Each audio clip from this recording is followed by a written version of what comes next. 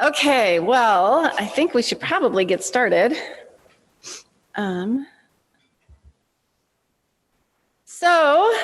morning, everybody, and welcome to our 127th annual Transportation Alliance annual membership meeting and construction forecast event. I want to thank everybody who's participating remotely and the folks that are in the room here today too. So thank you all for being here.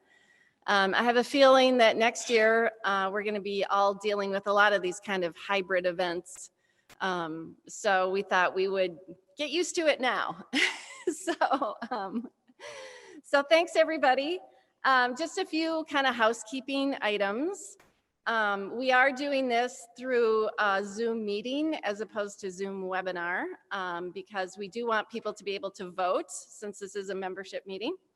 But please, if it's not time to vote, please make sure that your microphone is muted. And when the presenters are speaking, you can put your view on speaker view, and then you'll see the speaker. And most of our speakers will also have presentations, PowerPoints, that kind of thing that they'll be showing.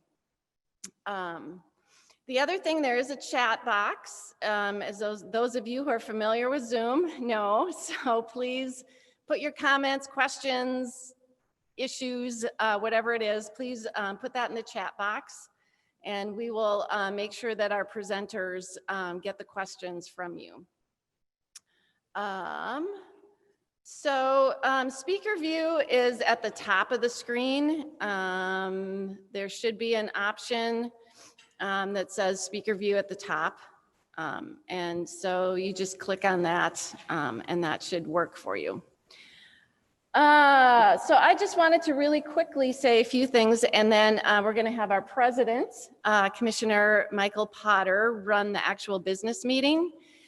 You all should have received a slate of candidates for our 2021 Board of Directors, and that's what we'll be voting on this morning. But I just wanted to say a couple things about 2020, even though it has been the really strange year. We spent a lot of time and a lot of effort over the last 2 years, actually, working with legislators to put together a bonding bill that would do more for transportation. And I think back in the first year of the biennium, 2019, we had legislators, it was Senator Jasinski in the Senate, Representative Wolgamott in the House, introduced bills to fund the local road improvement program at $100 million and the local bridge program at $100 million. We had our recommendations for transit, for ports, for rail, for airports, all of those modes. And we suffered all summer long, wondering if anything would happen. But lo and behold, in October, the legislature did pass a major capital bonding bill, the largest bonding bill in state history, by far the largest bonding bill for transportation. The bill includes, if you add everything up, a little over $400 million for transportation. That includes local roads, local bridges, it includes transit, it includes wetland replacement program funding, which we were very much needing. It includes rail funding, it includes a little bit of everything. So we're really excited about the bonding bill. We know a lot of our members were really anxious about that and worried about next year if there wasn't a bonding bill. So we're really relieved that there is a bonding bill, and there are a lot of projects that can get moving now. So I just wanted to thank everybody for all your work and participation this year. We worked through our Action Alert system to get over 1,200 messages to the governor, to legislators about the bonding bill. And so we really do appreciate all of your participation in that. It really does take a lot of pressure and a lot of groups all working together to make these kinds of things happen. We know that when it comes to major legislation, it takes a really strong coalition. The Alliance worked with the Building Jobs Coalition around the bonding bill, in addition to working with all of our own members. So again, we know how valuable coalitions are, and we know that heading into 2021, it's going to be even more important to have a strong, diverse coalition of organizations all united and working together to get transportation funding through in the next biennium. So we're going to look forward to your continued participation and activity, talking to legislators, even if it's remotely, sending emails, sending letters, making phone calls, all those kinds of things in support of the funding that we all rely on. So with that said, I want to make a quick introduction because we're really excited about, we're going to talk a lot more about the outcome of the elections, but one outcome that I'm particularly really excited about is a Senate race. There was an open seat, and Ann Johnson Stewart, who many of you know because she is a civil engineer and she owns her own company, PE Services, she decided to run for the Senate. And I was really excited when she wanted to do that, because I knew she would be a great senator. And we need a champion who understands the world of transportation. So Ann is here, and I asked her to come up and just say a few words so you can all get to know her a little bit more. She is asking to be on the Senate Transportation Committee, so hopefully we'll be talking to her a lot more. Oh, thank you. It's so nice to be in person a few times, so after a few months, so I'm glad to be here. When I thought about running for Senate, the first person I called was Margaret Donahoe, and we met. I also called Sherry Munyon, who some of you may know through her work at the Capitol, and Margaret showed up. I don't know if she was trying to scare me off or just be helpful, but with many, many pages of notes, and really was instrumental in helping me to understand the process. And so I'm so grateful to her. And it's been a really, really fun campaign. Some of you know me, although maybe you think I just got married because I have a new last name. Most of you know me as Ann Johnson, but when I decided to run, I had to run under my legal name, which is Ann Johnson Stewart. I'm going to keep it and use it at the Capitol. Apparently, this puts me up higher on the board than if I were just Stewart. Who knew? But whether you know me as Ann Johnson or Ann Stewart, I'm your new senator in D44, which is Plymouth, Minnetonka, and Woodland. I just want to introduce myself briefly, I promise. I do teach at the University of Minnesota, and I've taught there for 25 years. I was director of the construction management program for 15 years. I teach a lot for MnDOT. I have worked with MnDOT on many different efforts around workforce development. I have a passion for putting minorities and underrepresented populations to work in the construction industry. I have also taught geometrics for MnDOT. So just talking to some guys here about blind spots and dangerous curves. I've worked on the county road safety plan. I bring a broad knowledge in both design and construction, and feel pretty confident that I'll be on the Transportation Committee. And I just want you to know that I want to be your advocate. So I realize that probably half of us are Democrats and half of us are Republicans. Senator Nick Friends asked me what my goal was for serving in the Senate, and I said, I want to be a bipartisan leader in transportation and use my experience in workforce development and road construction to bring money and jobs to the people of Minnesota. And that's what I want to do. So I am not naive. I know many of you are Republicans. I'm asking you today for your help in making those connections with me to people on both sides so that we can do what's really good for Minnesota, which is fund infrastructure, both for our quality of our infrastructure itself, but then also for putting people back to work and offering opportunities that don't limit them in what they can do for their families and in their lives. So Margaret, we're going to see each other a lot. I am so excited, really thrilled to be your new senator, and I mean everybody. And please reach out to me regardless of where your political lines fall, because I really want to be a bipartisan voice at the Capitol. So thanks again.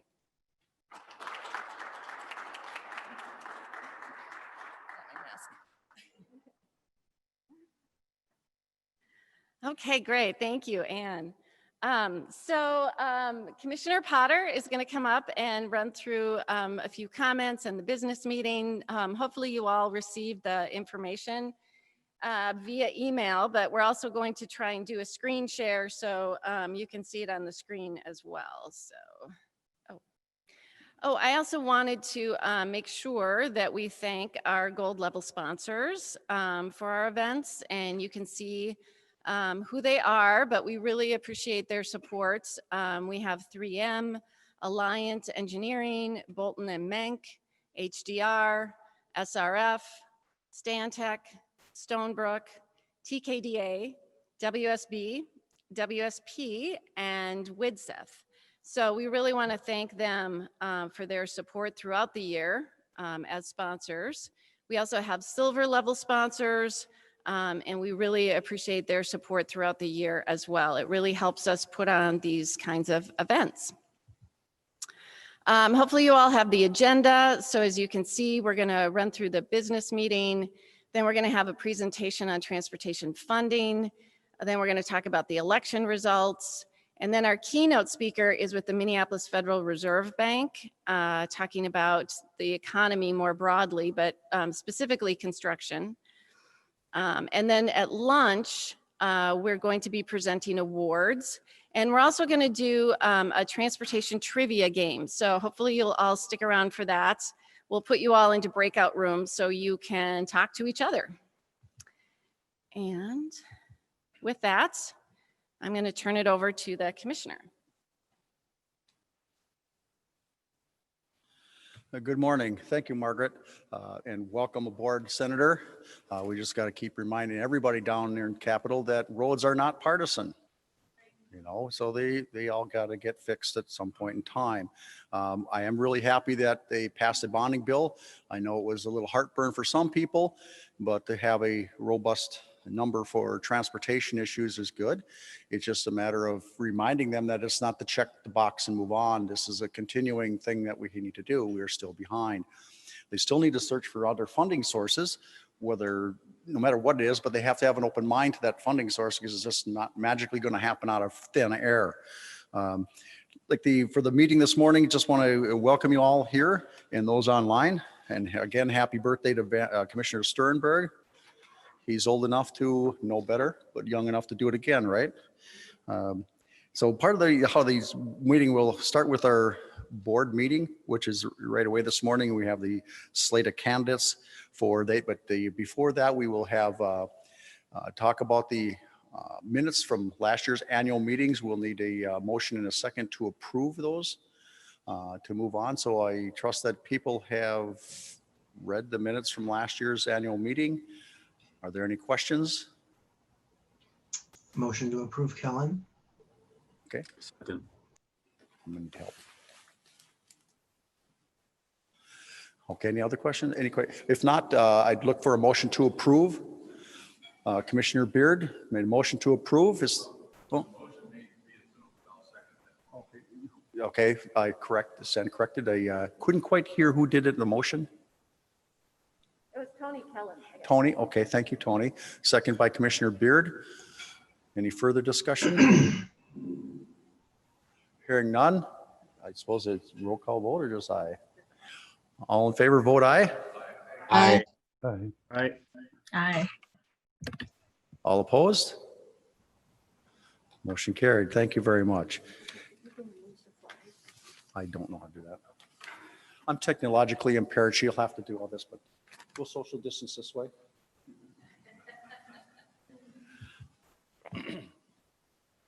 Like I say, it's being president this year has been kind of a little different because, you know, we've faced all kinds of challenges that are a little different than normal. Nobody would have guessed this at the beginning, but I am happy with all the engagements and everything that have happened in spite of the obstacles in our way.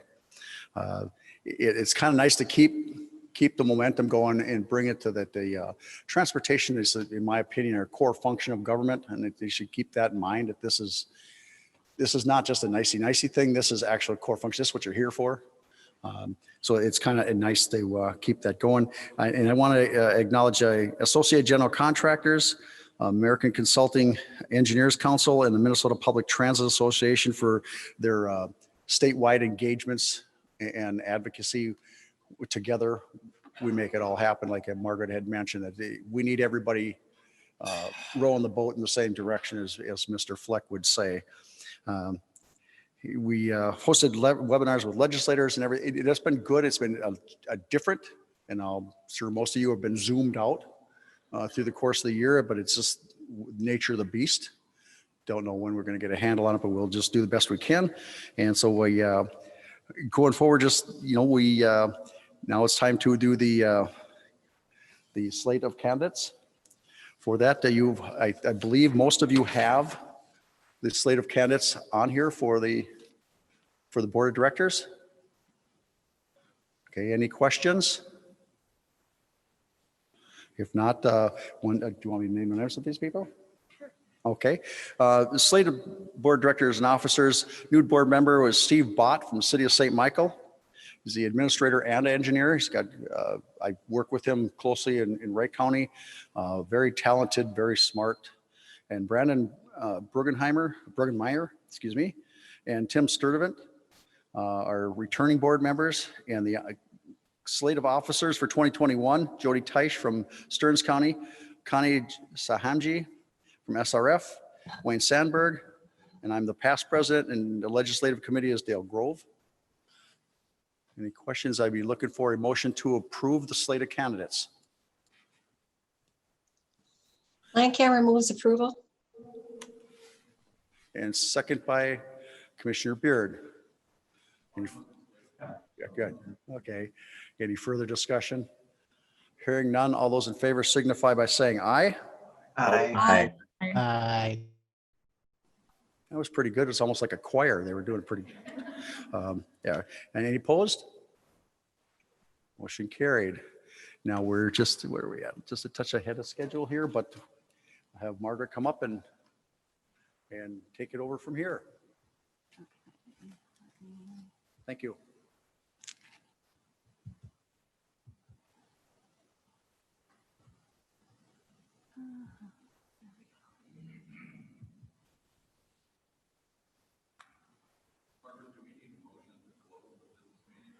Oh, yeah, I guess it's up to you. Do you want to just adjourn the meeting, or do you want a motion to adjourn?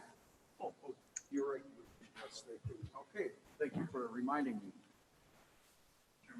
I don't want to shirk that duty. Okay, being that we've concluded the business meeting part of it, is there a motion to adjourn? So moved by Commissioner Beard. Is there a second? And Engineer Sandberg. Any discussion? Don't have a discussion on adjournment. All those in favor say aye. Aye. Aye. Opposed? Thank you. No. Okay.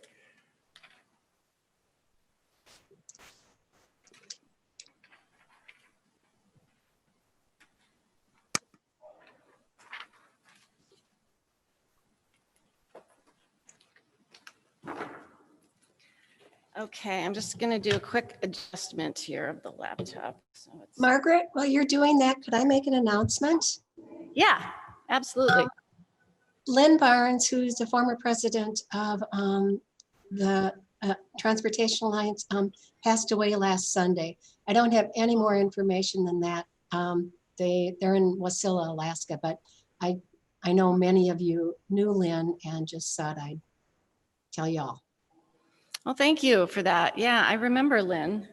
He was a character. He was. He always had a joke. Yes. Yeah, that's great. Okay, so I'm just going to do a little kind of warm up for our next presentation.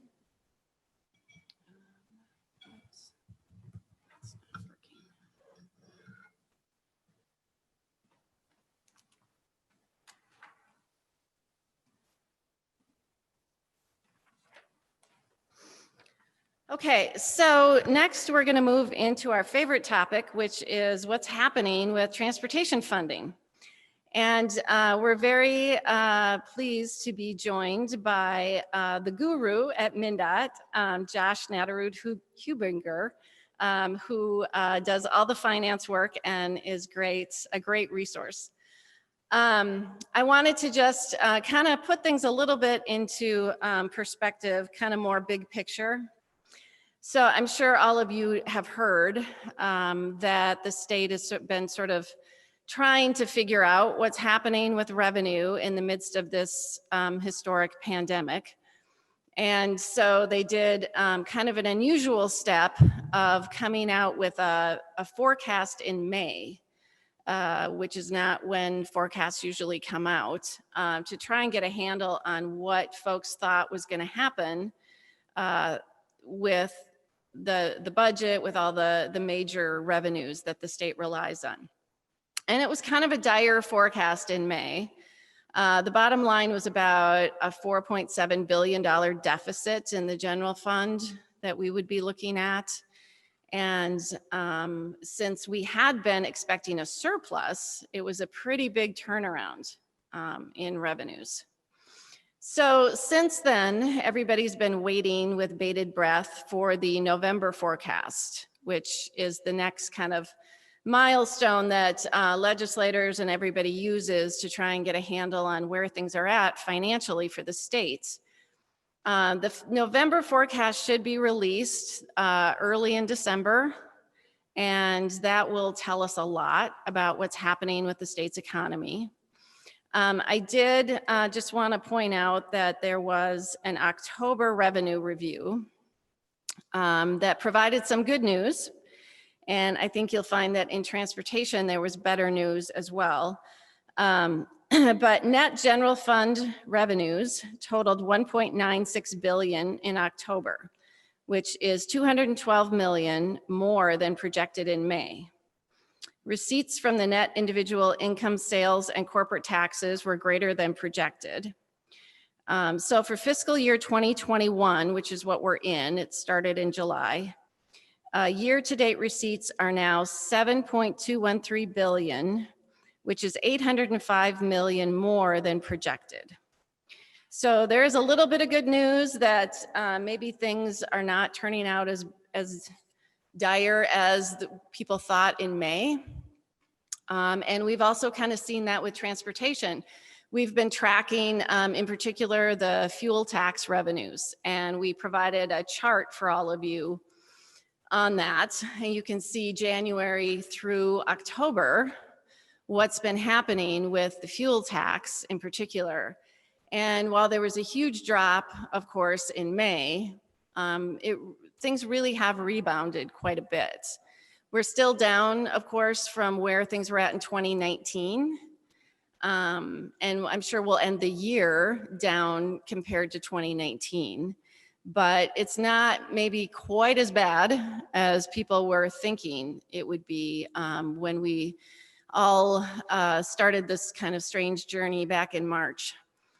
So with that kind of preamble, I want to make sure everybody knows that we're starting already at the Alliance to talk about and bring folks together around a funding package that we would like to see passed in the 2021 session. We think we need to build on the momentum of getting the bonding bill passed. And so we are convening stakeholder meetings with all the major organizations that are involved in transportation, whether it's the contractors, suppliers, consulting engineers, AMC, LMC, townships, labor unions, transit systems. We're bringing everybody together to talk about what do you need, where are things at, and then what are the revenue sources that make the most sense and that we think we have a realistic chance of making some progress on. But we know it'll be an uphill battle, and particularly with trying to keep revenue from the sales tax on auto parts, the sales tax on rental vehicles, the sales tax on leased vehicles, trying to keep that revenue going to transportation will be a challenge because that's not constitutionally dedicated. There's a statutory dedication, which can easily be undone. So that will be a lot of what we're dealing with next session. But we really appreciate having Josh here from MnDOT to give us his wisdom on what's happening and how things are looking in the future. So bear with me while I do some electronic stuff here.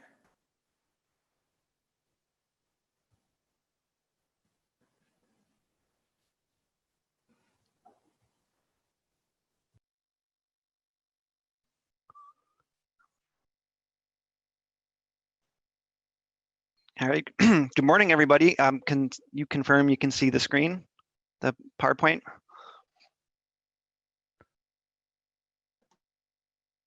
Yes. Yeah, Perfect. we can see it. Sorry. I forgot All I right. put myself on mute. That's an easy win to start. Technology is not going to get in the way so far. Good morning, everyone. My name is Josh Knattert-Hubinger. I am the budget director at MnDOT. Here to just share a brief update on what's been going on with transportation funds since COVID hit back in March. Margaret laid out the kind of current state very nicely. I'm going to hit on a couple of those same themes, but I will just dive right in. So again, like Margaret mentioned, we're kind of right in the midst of the November forecast. So this is just a little calendar we have of the different kind of milestones for the budget process. Again, we're just starting that November forecast deep dive. That information will be released in early December, and that will be a very important building block for the budget process for this upcoming legislative session. And again, there will also be a governor's budget recommendation that comes out in mid to late January. And then again, the February forecast will come out in early March. Like Margaret mentioned, we did do a kind of unique thing this year because of COVID. So typically we just have the two forecasts, one in February, one in November.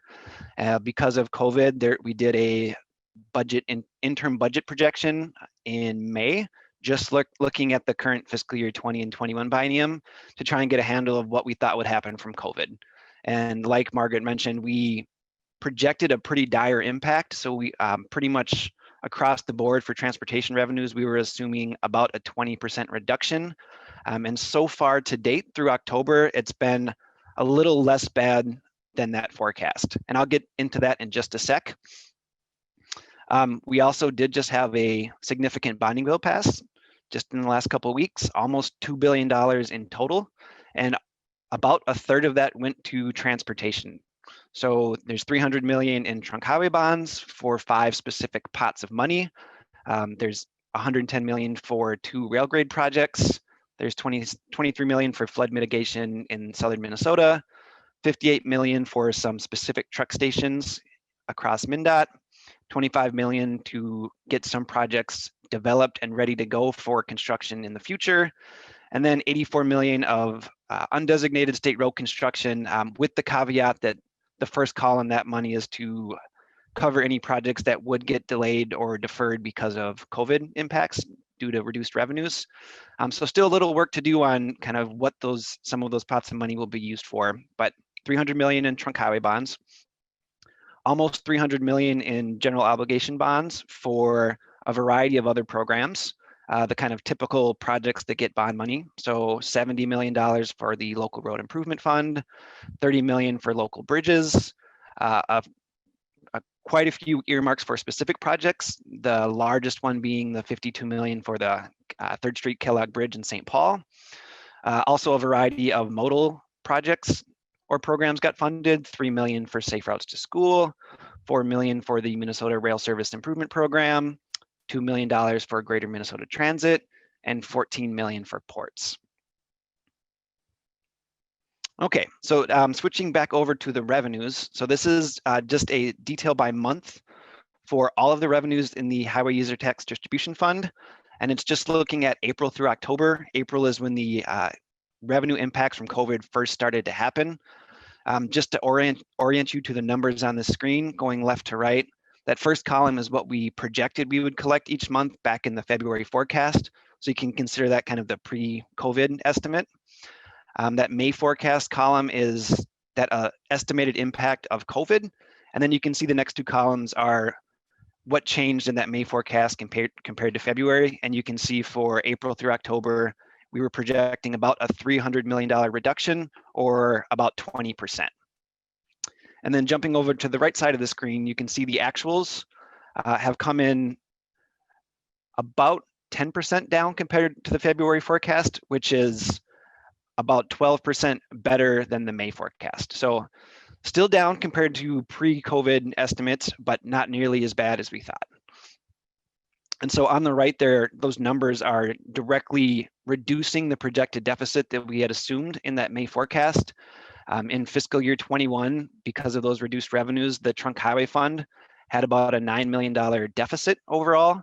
And that deficit actually increased in fiscal year 22 to about $93 million.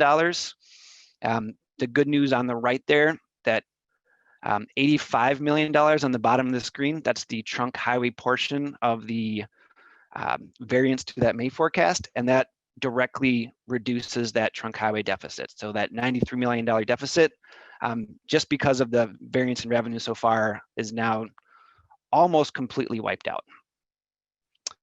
Going into a little more detail on each of the specific revenues, you can see gas taxes have been down the most of the primary revenues, which I think makes some conceptual sense. It's directly connected to reduced traffic, which has taken quite a hit. It has bounced back to largely pre-COVID, kind of the last 3-year average levels, but there were some significant reductions, especially in that April-May time period. So gas taxes are down about 14% over the April through October time period, but there too, it's still better than we projected in May. Tab fees and MVest are both down a little less than that. So tab fees are down about 7%, MVest is down about 9%. And MVest is what's driving a lot of the good news compared to that May forecast. You can see on the right, we're up almost 40%. We had assumed kind of discretionary purchases of new vehicles would not happen with the impacts of COVID, but that has actually not been the case at all. MVest, the new vehicle sales and especially used car sales have been going really, really strong. They've actually been higher than the February forecast in many of the months over the April through October period. So great news there. And then this is the some of those smaller revenues in the HUTD fund, like interest. There's some fines in there, and this is also the sales tax on auto part, the rental taxes, and that portion of the motor vehicle lease tax that goes to the HUTD fund. So especially rental taxes have been down quite a bit, even compared to the May forecast. And so again, kind of working off of that May forecast where we had assumed or estimated a $93 million Trunk Highway Fund deficit. The good news to the Trunk Highway Fund is about $85 million so far, which directly goes against that existing deficit, doesn't completely remove it, but there are also lots of other moving pieces that will come into play as we flesh out the November forecast. That also obviously impacts the counties and cities. So when we did the May forecast, we had estimated that the 2021 distribution, the calendar year 21 distributions would be down about 15%. Because of this good news, that reduction is now only about 11%. So again, still less revenue available, but not quite as bad as we had estimated back in May. Just a quick summarizing some of the money we got through the Federal CARES Act for transportation. So Minnesota, and this is the CARES Act that passed back in March, Minnesota received a little over $2 billion in coronavirus relief funds. That's a portion of the CARES Act. Over $300 million went directly to Hennepin and Ramsey, and the remaining $1.87 billion is being managed by MMB. But of that total, transportation, at least MnDOT transportation, has only received about $750,000 of that almost $2 billion. And that's for transporting COVID-19 positive clients in Greater Minnesota Transit. State airports received about $160 million, with the vast majority of that, $125 million, going to MSP. Transit received a little over $300 million. MnDOT is managing about $54 million for Greater Minnesota Transit. Urban area transit systems of 50,000 plus population received about $27 million that they're managing directly. And Met Council received almost $230 million for the metro area. But in all of that Federal CARES Act money, not a penny for roads and bridges. Margaret already covered this largely, but just a quick update on the general fund. This is MnDOT and transportation in general does not rely on the general fund, but there is a significant connection because of those state sales taxes that are statutorily dedicated to the HUTD fund. So obviously a lot of interest in having a strong general fund as well too. So revenues here, just like transportation, have been coming in quite a bit better than that May forecast. So through October, about $805 million better than projected in May, up about 12.5% compared to those May estimates, kind of in line with what I was just walking through for the HUTD fund as well. So there is a slightly revised estimate of the general fund deficit after the end of session and the bonding bill that just came out a couple weeks ago. And so that fiscal year 22-23 deficit is now about $4.5 billion, which is about 9% of the total spending in that biennium. And on the bottom, I just have from the September revenue update that MMB provides, there's a little more detail on projected economic conditions going forward from IHS Markit. And so it just has the estimated GDP. The dark bars are the new revised estimate of GDP, and the gray bars are what the estimate was back in that May forecast. And you can see fiscal year 20 was better than estimated back in April. And 21, it's kind of a, as you can see here, it's the recovery is drawn a little more out. So instead of bouncing right back as it was projected in May, it's going to take a little bit longer is the current estimate. So the phrase we've been using internally is less bad for longer. And of course, so good news so far, it's been less bad than we thought in terms of revenue reduction. We are really digging into the details for the November forecast, which will have estimated revenues for fiscal year 21 all the way out through fiscal year 25. But of course, it's been good news so far, but lots of concerning trends to stay on top of. So the favorability in those HUTD revenues has been getting less good as we've progressed through the year. So July was actually better than February. And since then, it's been dropping off a little bit. So there's potentially some concerning trends there. Unemployment has obviously bounced back from where it was in that May-June period, but it's still at 6% in Minnesota and almost 8% in the US overall, which is about double what it was at this point a year ago. And then of course, the elephant in the room is what's going on with COVID-19. I have a chart on the screen just from the IHME, one of the kind of more well-known modelers in the state of Washington. And for Minnesota, the current projection is a little over 6,000 COVID deaths by February. I think many of us heard the news conference from Governor Walz yesterday.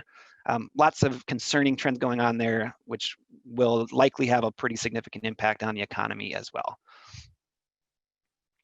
So next steps for us, we have the November forecast, which is the probably most important thing that will come out in early December for both our forecast for transportation revenues and the general fund.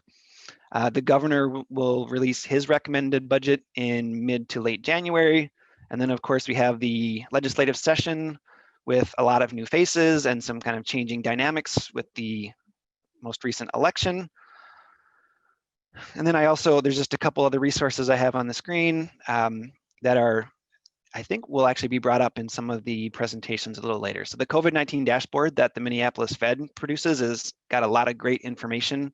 If you haven't looked at that, that's a really great resource. And that's all I have.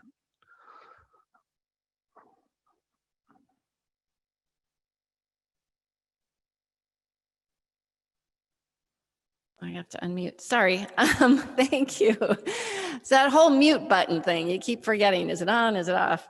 Thank you so much. That was a wealth of information. So Josh, if you don't mind making me the host again, and then we'll see what's in the chat box. Let's see. So looks like we have some questions. Let's see. So Jay wants to say all the funding for passenger rail was eliminated from the bonding bill. 10 million in matching funds from the state are needed to match 43 million in grants and appropriations from FRA. Wisconsin and Amtrak for the second Twin Cities Milwaukee-Chicago train, which is shovel ready. The FRA has also granted 12 million in operating subsidies. Is there any hope of getting support for these funds in 2021? So, so Josh, I don't know if you have any thoughts as far as funding for passenger rail? I think the challenge always for passenger rail is just when you weigh that against all the other, it essentially has to be from the general fund. And so it's kind of competing with all those other demands in the general fund. But we, of course, are working to identify any option we can. So nothing new or different to share, but we're always looking for ways to be able to keep that moving forward. Okay, great. And just to remind everybody, please put your questions in the chat box and we'll make sure that, or if you want to let me know that you have a question, then we can let you ask it yourself. But we have plenty of time for questions, so don't be shy. I think you covered this, Josh, but could you just remind me again, the money in the bonding bill for the 300 million in trunk highway bonds? What do you see as, I think you said there was kind of a process for deciding the 84 million that went to the state road construction program, how those funds will be spent.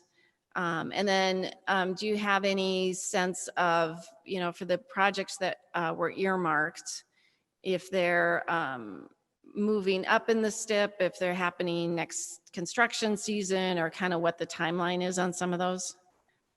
Yeah, I think the big hurdle to get through first is the November forecast, and that'll inform a lot of the decisions. So especially for the 84 million in state road construction, the language in the bill explicitly says the first column that is projects that get delayed because of reduced COVID-19 revenues.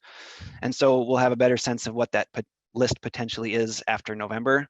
So I think the goal is to kind of know what that would look like in December and then go from there. Okay, thank you. That's helpful.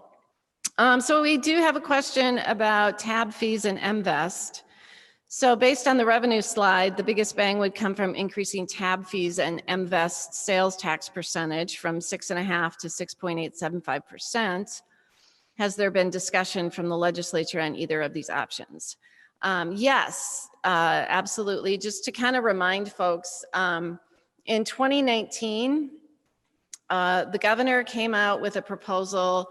Everybody remembers the gas tax increase part, but it also would have increased the license tab fees, and it would have increased MVest to 6.875% from the current 6.5%. It's kind of an anomaly because of the constitutional amendment that the sales tax on motor vehicles is not the same as the general sales tax. It's only 6.5%. So there is that kind of gap there. Doing that doesn't generate a huge amount of revenue, but again, it is constitutionally dedicated, and that's really important, and it does go to both highways and transit. So 60% of that would go to the Highway Trust Fund and 40% would go to transit. So I think really it's more transit groups that have been pushing that proposal. But it should be a fairly simple thing to do. But again, people are very sensitive about the sales tax on cars because it's such a big ticket item. And so any change in the percentage can translate into a significant dollar amount. But that definitely has been there. Changing the license tab fees is another proposal that seems to come up every year. We have also proposed doing that in a similar way to the governor. You can do it multiple ways, either raising the tax rate itself or changing the depreciation schedule. There are a number of ways to get more revenue out of license tab fees. Again, it's a little more sensitive because people get a bill in the mail every year for their tab fees. And so it's a more visible tax than the gas tax. So yes, those are proposals that we assume will be back in the 2021 session. So just to remind everybody, the governor's proposal, in addition to those two items, was to increase the gas tax by 20 cents a gallon, but phased in over 4 years. So it would be 5 cents the first year, and then 5 cents, and then another 2 years of 5 cents. It also would have indexed the fuel tax, which is another option that we've been talking about for many years, but also has its own controversy when it comes to that. We are seeing more and more states moving to a variable rate fuel tax. So there's some kind of growth, and they can do it in various ways. But we have not been able to get that here in Minnesota. So these are a lot of the issues that we're talking about when we have our stakeholder meetings, and we're working to get groups to kind of come together around what is a plan, what are the revenue sources, how much of an increase do we want to recommend? Commissioner Beard?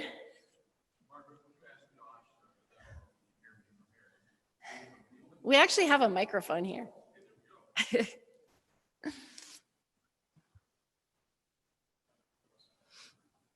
Yeah, I think there's a switch on the top.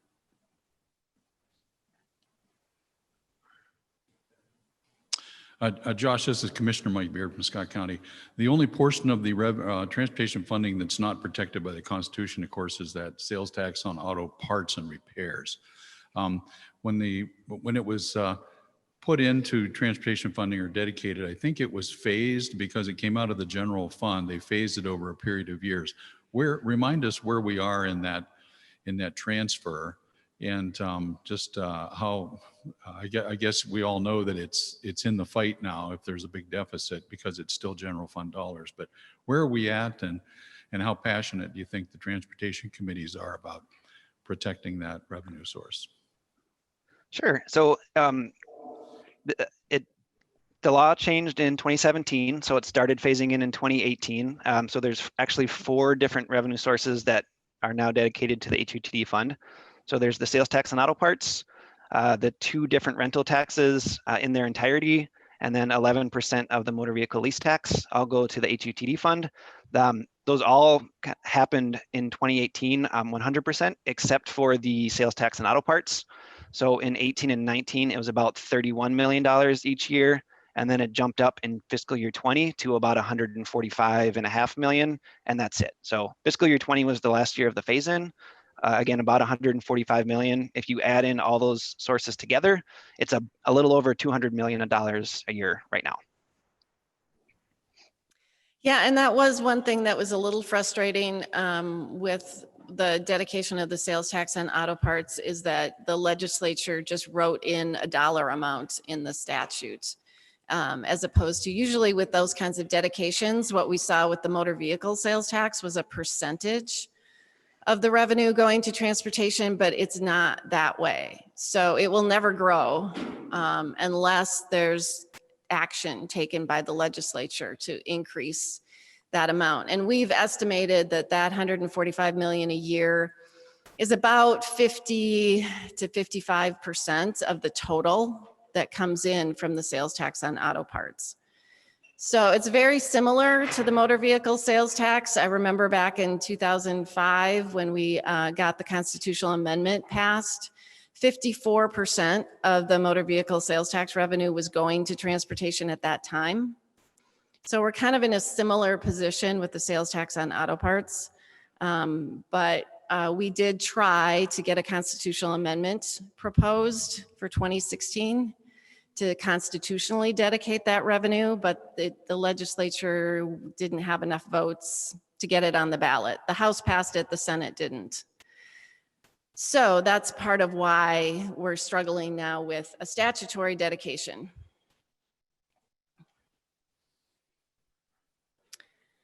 Okay.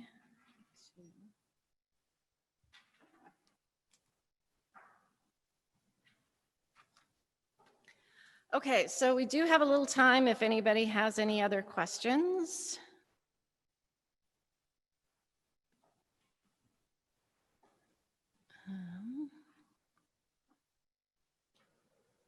Anybody in the room have any questions?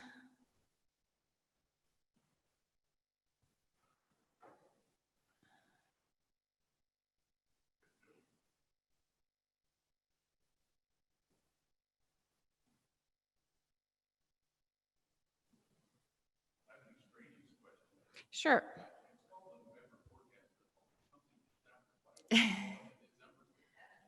I think because it goes through November. It doesn't include revenue past November. Yeah. Yeah. Okay, okay. So I think we're going to try and move on a bit then to our next topic. So thank you, Josh. And I know everybody will be interested in getting your slides. So if you don't mind sharing those with us, we would really appreciate that. Will do. Thanks, everyone. Okay.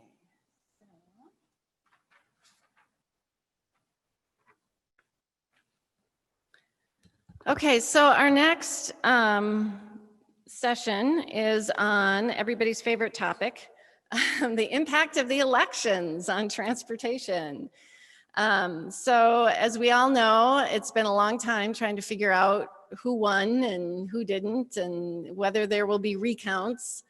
But I think we have definitely more of a picture now than last week of where things are at with the elections. And we have a couple of speakers who are going to join us to talk about what they see in terms of how the outcome of the elections might impact transportation, both at the national level and at the state level. So I believe we have Nate Runke with us. Nate, can you say hi? Everybody. Okay, great. And then we're going to be joined by Blois Olson, who is very involved in the political scene and has his own newsletter and does a lot of speaking on politics, elections, all of those kinds of things. And a lot of people follow his work, both legislators, lobbyists, people who care about politics. So he's going to join us in a minute.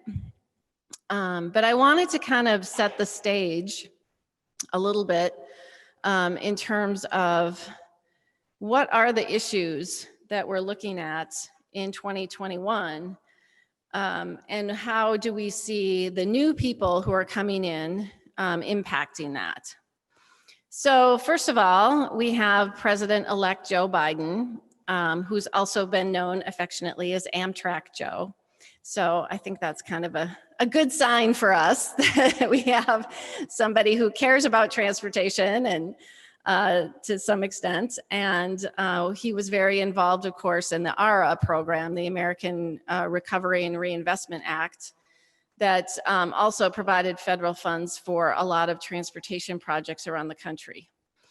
So according to his campaign information, President-elect Biden is calling for an investment in our country's infrastructure of $1.3 trillion over 10 years. He will require federally funded projects to source materials in the US, to employ workers trained in registered apprenticeship programs, and to prioritize project labor and community workforce agreements and federal procurement procedures. He does have a statement about stabilizing the Highway Trust Fund. The Highway Trust Fund has for far too long been grossly underfunded. Biden will ensure new resources are secured to stabilize the Highway Trust Fund in order to build roads, bridges, and public transportation projects. Unfortunately, it doesn't say how that's going to happen, but it's there. There's a lot of emphasis on building resilient infrastructure and reducing greenhouse gas emissions. And that's something that we actually saw in the House and Senate proposals for reauthorization as well, is a new kind of emphasis on resilience. He would speed the transition to low and no carbon vehicles. So a big emphasis on moving towards electric vehicles, putting in the infrastructure for electric vehicles. And then when it comes to transit, Biden will aim to provide all Americans in municipalities of more than 100,000 people with quality public transportation by 2030. To that end, he'll increase flexible federal investments, helping cities and towns to install light rail networks and to improve existing transit and bus lines. He'll also help them to invest in infrastructure for pedestrians, cyclists, riders of e-scooters, and other micromobility. As president, Biden will dedicate an additional $10 billion over 10 years, specifically for transit projects that serve high poverty areas with limited transportation options. So I thought that was interesting. The other thing that a lot of you might be interested in, his proposal anyway, is to roughly double the amount of funding for the BUILD grant program and the infra grant program. So it would go from 1.8 billion to 3.5 billion per year. So that would mean hopefully more opportunities to get federal funding for some projects here in Minnesota. So at the federal level, they obviously have a lot on their plates. And the big question is always, you know, how much will Congress, the president, pay attention to transportation and infrastructure? And there's often a lot of talk about infrastructure, and we thought under the Trump administration that there would be this huge infrastructure plan. But after a while, Infrastructure Week became a running joke because every time it was Infrastructure Week, they talked about everything but infrastructure. And they finally literally gave up on Infrastructure Week. So who knows? But there are a lot of important issues for us at the federal level. So right now, as many of you know, current appropriations run out on December 11th. And Congress is currently in a lame duck session. They need to pass a budget for the federal government for the next fiscal year. That, of course, impacts all the federal funding for transportation along with all the other funding.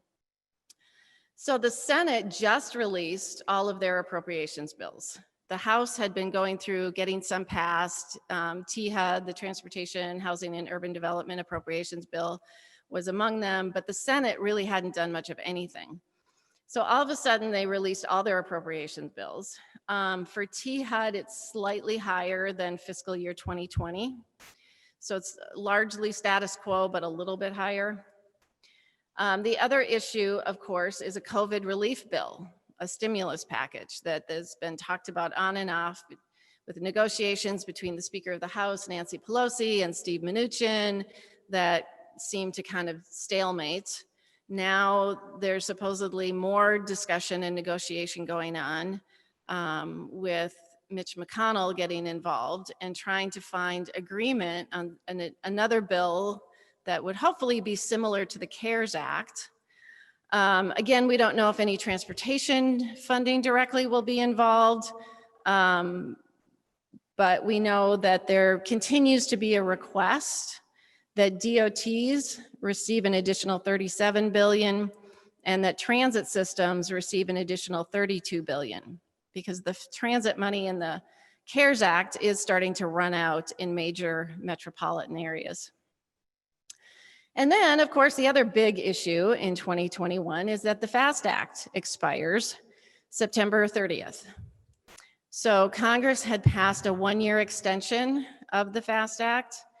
And so one way or another, they have to deal with the FAST Act by either passing a new 5-year reauthorization or passing an extension of the FAST Act.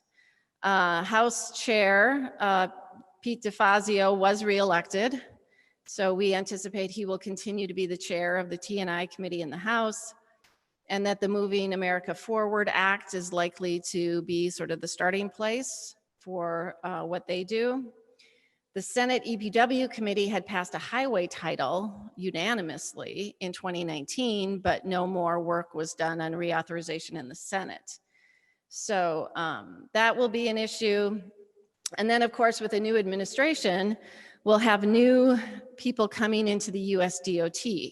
So a new Secretary of Transportation, new heads of FHWA and FTA, and all of those positions that will need to be filled.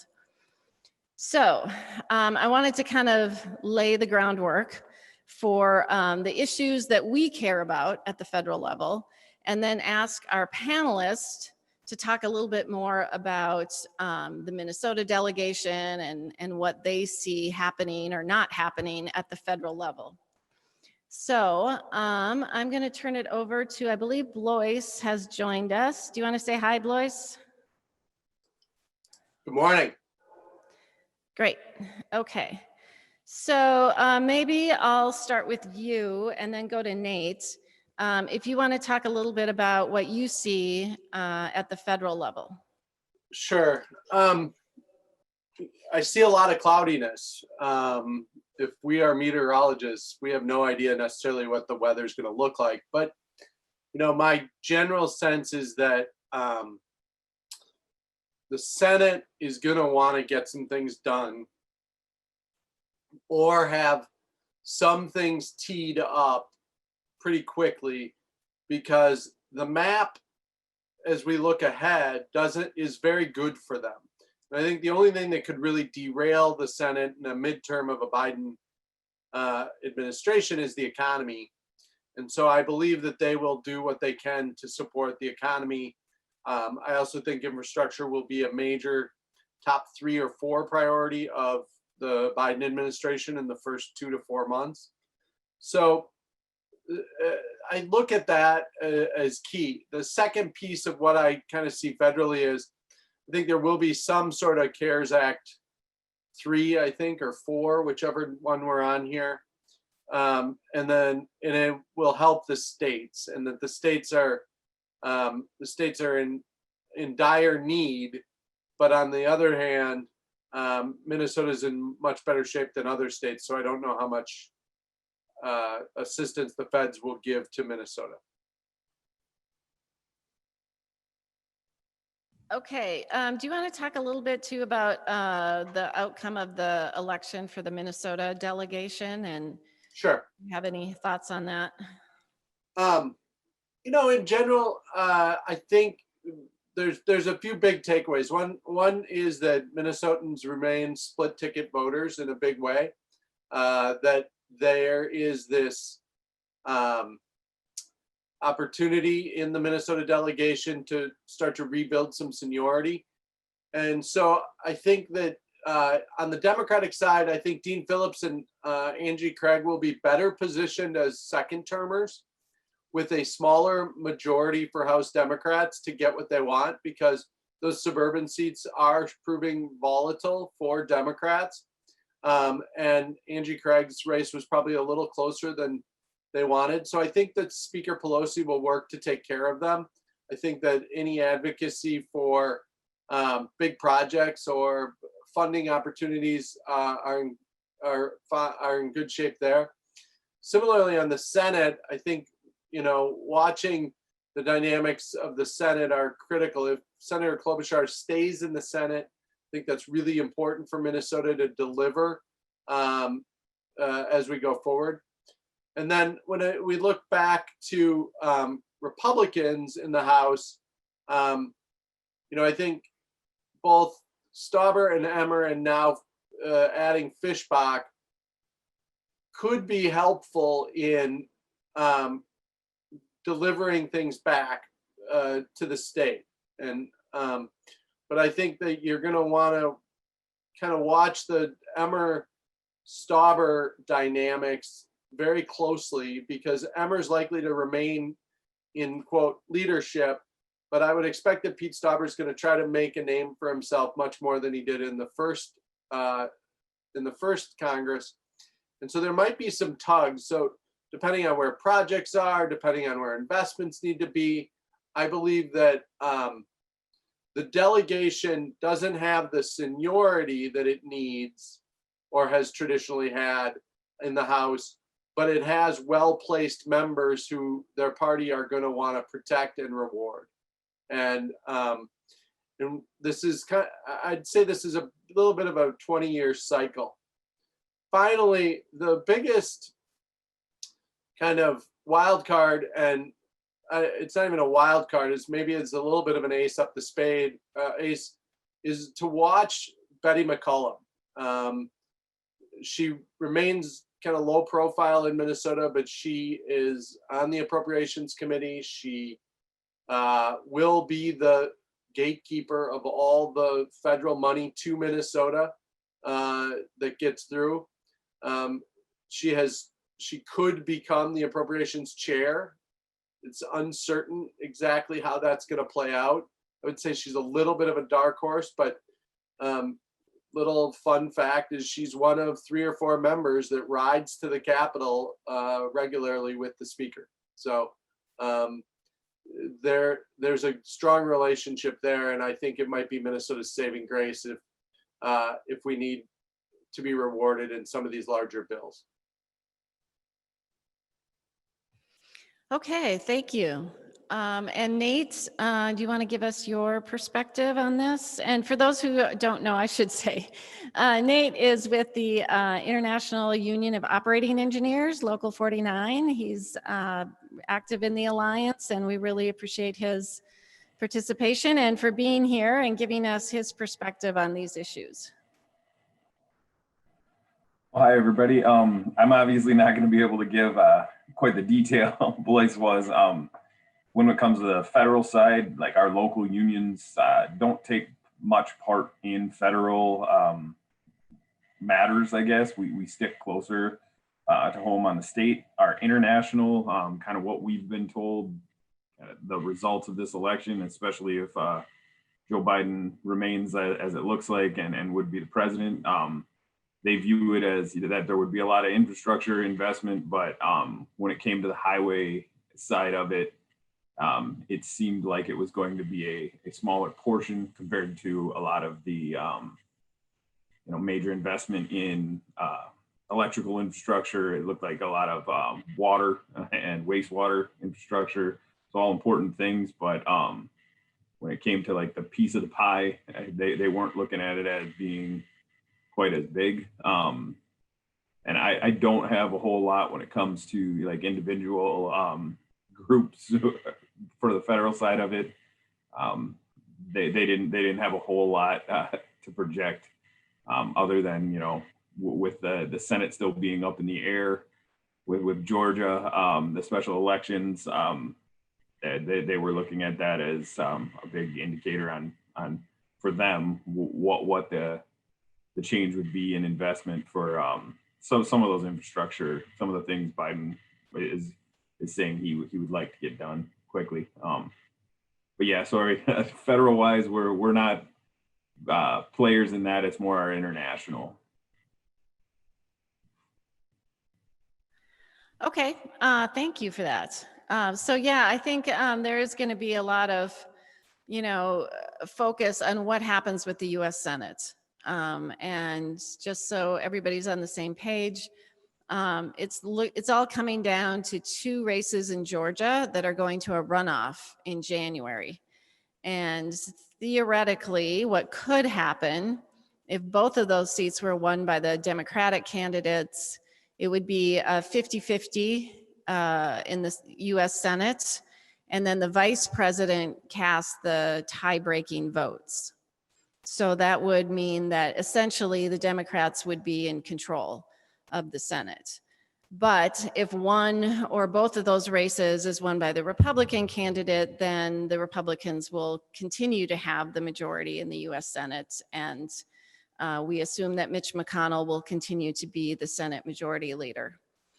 So that definitely will change what can actually get through Congress and to the president, and probably will dictate a little less emphasis on the energy side of things when it comes to transportation, and a little more focus on the highway side if there's going to be any progress on this issue. Okay, so again, please put your questions in the chat box, and I'll make sure that they get answered. But we're gonna move to the state level now. And again, just to kind of recap the issues at the state level, we've kind of been talking about this morning, but the fact that we did have a big bonding bill, of course, is great for transportation. but could also lead to a situation where some legislators feel like they took care of transportation with the bonding bill, and so don't necessarily feel a lot of pressure to do much for transportation during the budget discussions. So that will be an issue. The other issue that we'll learn more about with the November forecast is just how bad the deficit will be in the general fund and how legislators decide to deal with that. And if they will be looking at the sales tax on auto parts and other statutorily dedicated sales taxes to help balance the general fund budget. And it certainly has been done before. We all remember when the state airport fund was basically rated to help balance the general fund budget, even though it's a separate fund and it's funded with aviation fees that was used to help balance the general fund budget. So there's definitely a risk there. And it also ties into the federal level in that if there is another stimulus package and there is funding for states and local governments, that could help with the budget deficit problem at the state level and help reduce that gap so there isn't as much need to cut funding. But again, it's going to take Congress and the new president working together to get something passed that actually helps states. So I kind of alluded to this a little earlier, but you know, what happens at the state level in terms of the proposals that were out there in 2019, it was a very different world because the state was looking at budget surpluses. But there were proposals by the governor and passed by the House to increase the gas tax pretty significantly and increase license tab fees and MVEST and increase the metro sales tax for transit. Those proposals didn't go anywhere in the Senate, and now it looks like the Minnesota Senate will continue to be controlled by the Republicans. So while the last few years we heard that you can't raise the gas tax because there's a surplus, we know that the next 2 years we're going to hear that you can't raise the gas tax because there's a deficit. So I want to get our panelists to comment on what they see in terms of the outcome of the legislative session and what that might mean for transportation in the next session. And I think this time we'll start with Nate. If you want to talk about what your folks are thinking about planning for the next legislative session. Yeah, so it's our business manager, Jason George, that does a lot of the in-person side of this. And so I had a conversation with him about this. And from what he's heard in his conversations and just kind of the last 2 years being a good indicator of it, with the GOP retaining in the Senate, his viewpoint was that the gas tax increase would pretty much be almost a, like, you know, no chance in those 2 years. Where like it would remain status quo kind of that way. And for kind of our viewpoint on it, with it being such a hot button issue, and I know any tax increases would be, it's something when you consider it along with, like was said earlier, the increases in electric vehicles, the decrease in, you know, or the increase in, you know, efficiencies in the vehicles, all that kind of stuff. It may be one of those issues that while it's a great tool and we should continue to utilize it all we can, our viewpoint would be to spend the political capital we have on hopefully solidifying or increasing other tools, like we were talking earlier about the auto parts tax, all that kind of stuff. If getting that in constitutionally would be something, that would be something we would be focusing on to try and push along a little bit more. He did feel like with the fact that Republicans were retaining, or that it was a divided government still, we do think that the senators and the GOP senators, a lot of them are pretty strong in road and bridge investment still. So it's not a view of ours, at least, that them having control would translate to not getting funding for that kind of stuff. And we view it as, at least, that with it being still a divided government, that auto sales tax could actually be safer from being reappropriated with the two different parties in power in different ways that way.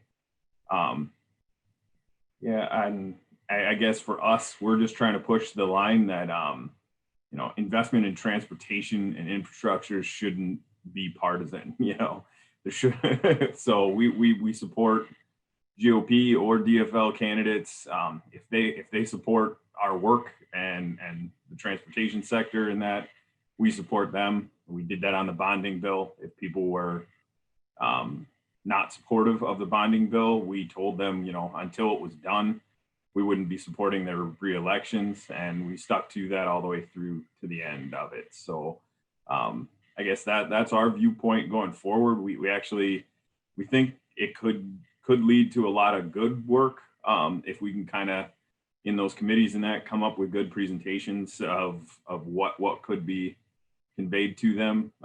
When there is a division like that, it makes groups like ours all the more important to try and bridge those divides and get the investment we need in our sectors. So that was our viewpoint. Okay, thank you. Blois? So I think it's going to be a challenging environment for any new funding. But I do think one position that is helpful and needs to not be lost is the importance of transportation infrastructure to supply chain. There's going to be a lot of discussion about our supply chain, especially around food and moving goods to market. And I think this has been an understated reason to invest in transportation over the last few years. And while we're months after the deepest concerns about those things, I think it is one of the most compelling reasons to ensure that we have links between more rural parts of the state and the Twin Cities. So as we look to go forward, my expectation is that the governor in his re-elect, which is starting now and was strongly focused on transportation last time, is adjusted and modified to be more about building for the future. Because I think any new investments have to be with this eye on post-pandemic, how do we remain very competitive as a state? And some of that, the biggest piece of the infrastructure and transportation there is likely to be best positioned as being business friendly and allowing people to be more efficient when they operate and choose to be here. So I think that the positioning is critical.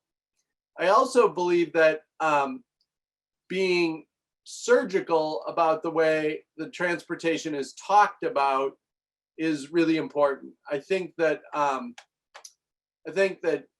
Nate's thoughts about the debates over cars and more electric cars and all of those things are going to be kind of like shiny objects and distractions that are very partisan. But at the end of the day, I think more people are going to be looking to use cars and not mass transit in the near term. I think pandemic mentality is probably still another 1.5 to 2 years for crowded light rail, et cetera. And so I just want us all to be mindful that any vision around in any positioning should really be about a vision for the future. And I know there's been a lot of emphasis over the last few years about maintenance and how far behind we are, et cetera. But I think the pivot opportunity on transportation really is where we're headed for the future, because I think that that's where policymakers will be, certainly from the left and a little much more for the right on these things. And then finally, the most compelling reason, especially if it's federal money or state money, is jobs, and where those jobs are, who is impacted by those, and not just the jobs that take to build it, but the jobs that building it provide for folks. So I would pull stories from parts around the state where, you know, there's a traffic jam because people are driving into Thief River Falls for their jobs, et cetera. But I think the strong link between rural and metro on your issues, you know, is going to remain important. The last piece I'll say is that, you know, there is a healthy handful of new members, and there weren't a lot of issues talked about during this election, especially for legislators. A lot of it was personality based and pandemic based, and talking about the virus and the response to the virus, et cetera. But I think between now and when session starts, just based on the way we're hearing the session is going to be organized and it's not likely to be in person, it'll be really important to put some of your thoughts, your projects, your policies out back in front of especially the new members. Because I believe the House will reorganize into fewer committees. And with a budget deficit, it would tend to say that there's not going to be a lot of policy. And so making sure that transportation remains a funding priority would be critical. Okay, thank you. So that does bring up a good question, considering where things are at and how it's looking come January when the session starts. How do you think we can effectively communicate with lawmakers and get our message through to them if everything is being done remotely? Well, relationships. And that's one of the reasons why this building time between now and January is really critical. I think those groups that are most effective are going to cultivate, educate as much as possible virtually, a lot of texting, and then really try to create creative things that are building knowledge and educating versus advocating, so that when you advocate, they already have heard from you 3, 4, 5 times. I think that, you know, if there's not email tools already in use, trackable emails and tracking clicks on emails from members is really important. And then one thing that we're recommending here is kind of a mentor mentee situation where you find somebody either in a new member's district or with a project in somebody's district, and you line them up and you basically have one person responsible for keeping those new members updated as much as possible. Because the new members are going to be very overwhelmed. And when they're overwhelmed in a virtual world, it's going to be really easy for them to not respond, to kind of, you know, just write a short email back when they don't understand it. And so it's probably better not to overwhelm them with a number of people, but rather try to build a deeper relationship with one person who can get the coalition's message through. That is a great suggestion. So Nate, do you want to jump in on that? Yeah, I mean, this is one moment where kind of the traditional, a little bit old-fashionedness of unions of just we'll give them a phone call most of the time, and sometimes you won't get a hold of them, but I know that's something Jason is great about. he has built a lot of contacts over the years, and we've advocated our members strongly to do the same thing. I mean, we have 14,000 members, so we've got them members in every district, so we have some that are very interested in being involved in things, and kind of like he was saying, if there's an issue in that area and we have a vocal member or someone who's interested in these kind of things, we've tried to get them involved. So it's a constituent directly of that, either representative or state senator, and getting them on the phone, we always feel like, or, like you said, an email, we try to use as little as possible the mass letters or the mass text, that kind of stuff. And as much as possible, we've tried to promote that kind of good old fashioned one-on-one conversation stuff, because it does seem to have still a pretty strong effect. So I guess that's one way where we're able to kind of keep going the way we always have. Okay, thank you. Looks like we have a couple questions. How often should you reach out to legislators? Every 2 weeks, monthly, quarterly?